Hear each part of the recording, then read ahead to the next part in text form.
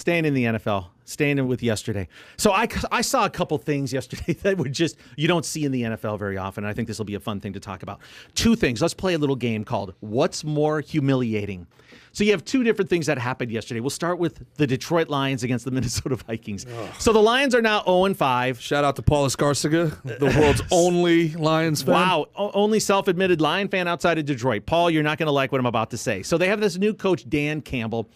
He made a name for himself at his opening press conference when they hired him, talking about biting people in the calves, and he's just weird. I don't like people like that. I don't buy into it at all. I look for someone that has a little bit more control of a press conference. That wasn't him, so I wasn't super impressed. Now, the Lions are having some bad luck. They lost on a 66-yard field goal to the Ravens at the buzzer, and then yesterday they lost on a 54-yard field goal against the Minnesota Vikings. But isn't it amazing how bad luck always seems to follow around bad teams? Yes, it is, right? And certain individuals. So here's what he did after the game. And David, if you could play this video in just 1 second. It's the coach, right?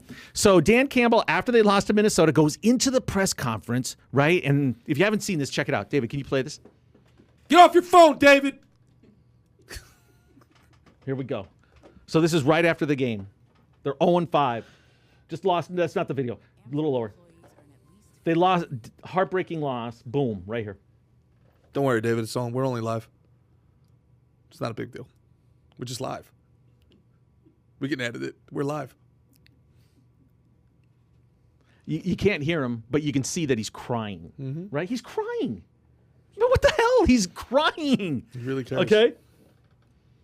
I just find that so weird, so troubling. When you see your players get all that they have and you lose that way, it's tough. You know, you don't want that for them. So, that's a guy who's overmatched. Pathetic. You talk about losing a locker room. Hey, these are professional athletes. Aren't they supposed to give their all? I mean, when you do something like this, you create a standard where it's saying, hey, as long as we fight hard to the end, that's good enough. You can cut the audio on it now. But I can't believe it. Total showmanship, totally planned, weak on all levels. You think this was planned? Kind of. Okay. What coach goes to a press conference and starts crying? I mean, you could just tell he's inexperienced doing this, but I would be so appalled if I was a player and my coach is going there crying. How about coming up with some adjustments? How about making a stop so they don't move the ball and get a chance to kick a last-second field goal? I don't like it. I love this. If I was a player on that team, I would be so I love seeing this. Like I loved having those coaches that wore it on their sleeve. They were absolute maniacs, but they were also like huge teddy bears when you really got to the surface. If I have a coach like that, I want to go to battle with that guy. I want to that guy, I know he cares. He's not in it for the paycheck. He's there. Like that's a guy like that's not a good enough actor to show up and plan that. You know what? I'd want to play for him, too, because it's okay if you don't win. He's cool with it, man. Look, we battled out there. Here's the We thing. really tried. I have a new nickname for him. Participation Trophy. That's his nickname. Look, I understand the theory of there's no moral victories in pro sports or whatever, but there are moral victories. When you're a team and you're struggling and you're so close, there's a time when you're on a team as a player, like just as your own, or as a team, it's like darkest before the dawn. Like you've done it before. You've been hitting and man, they're not falling, but damn, I feel good. Like I'm there. I'm so close. I'm not getting it. Yeah. And it's so mentally and emotionally frustrating when you know you're doing everything right. And I mean, maybe not doing everything right, but to just have your heart ripped out twice like that. Yeah, but.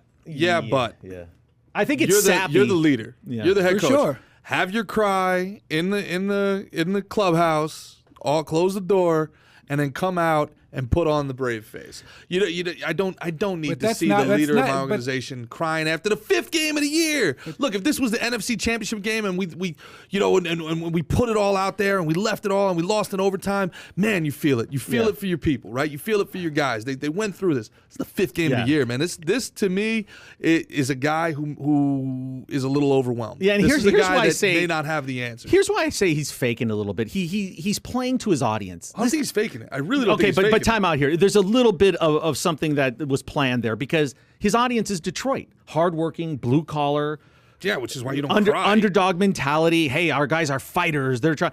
Look, these players need to have accountability, knowing that if they don't win, if they've come this close, you're 0-5. You can't do any worse than that. And your coach is crying because you tried hard. You definitely don't do that in Detroit. You do that in LA where people are like, wow, this is so progressive on hey, him. He wears his emotions on his sleeve. You don't listen, do it where your fans have to work 40 hours in a week in a Ford factory being like, oh my Zach, God, let's not Dan, take this crap from him. Is it hard Stop for dogging you, LA. Dan? Have you looked at our sports teams in LA? You, we win at everything. Everything. Look.